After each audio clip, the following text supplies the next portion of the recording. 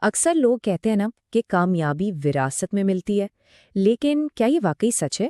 آج ہم ایک ایسی کہانی کی بات کریں گے جو اس سوچ کو بدل کر رکھ دے گی۔ یہ کہانی ہے عارف کی۔ اور عارف خود کیا کہتا ہے؟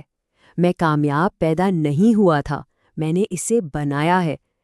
یہ صرف الفاظ نہیں ہیں، یہ اس پورے سفر کا نچوڑ ہے، ایک ایسے انسان کی آواز جس نے اپنی قسمت خود لکھی، اور اب وہ ہمیں بتا رہا ہے کہ یہ سب کیسے ممکن ہے۔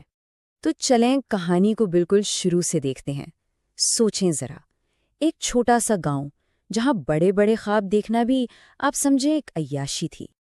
ذرا اسکرین پر دیکھیں، ایک طرف وہ چیزیں ہیں جو اس کے پاس نہیں تھیں، اسکول نہیں، کتابیں نہیں، یہاں تک کہ گھر میں بجلی تک نہیں۔ لیکن دوسری طرف وہ خزانہ تھا جو شاید کسی کو دکھتا نہیں تھا، ایک بے چین دماغ اور سیکھنے کی وہ بھوک جو کبھی مٹتی ہی نہیں تھی۔ اصل جنگ تو یہی تھی۔ اور بات صرف چیزوں کی کمی کی نہیں تھی، اس سے بھی بڑی مشکل وہ آوازیں تھیں جو ہر طرف سے آتی تھی۔ ارے میاں، خواب تو میروں کے چونچلے ہیں۔ یہ باتیں کسی زہر کی طرح تھیں جو روز اس کی ہمت توڑنے کی کوشش کرتی۔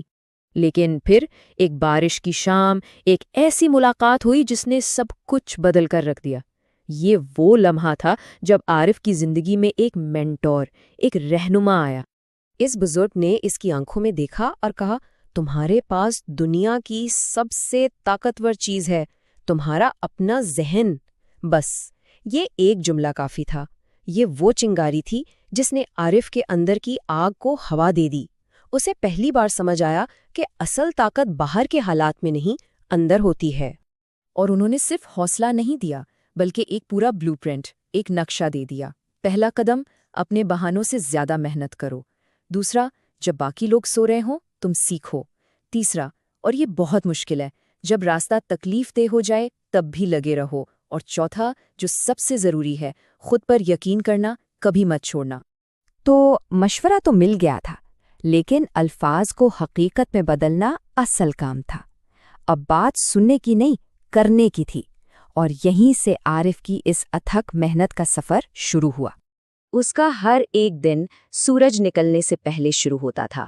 یہ صرف جلدی جاگنا نہیں تھا، یہ تو ہر روز اپنی سستی اور بہانوں کو شکست دینے کی جنگ تھی۔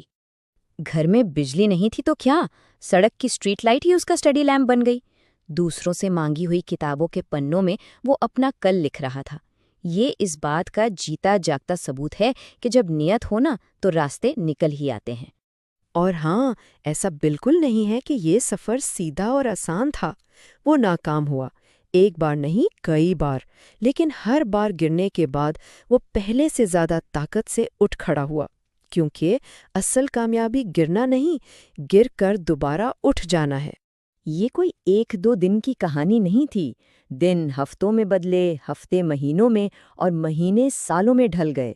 یہی تو سمجھنا ہے کہ کامیابی کوئی شارٹ کٹ نہیں، بلکہ ایک لمبا صبر والا سفر ہے۔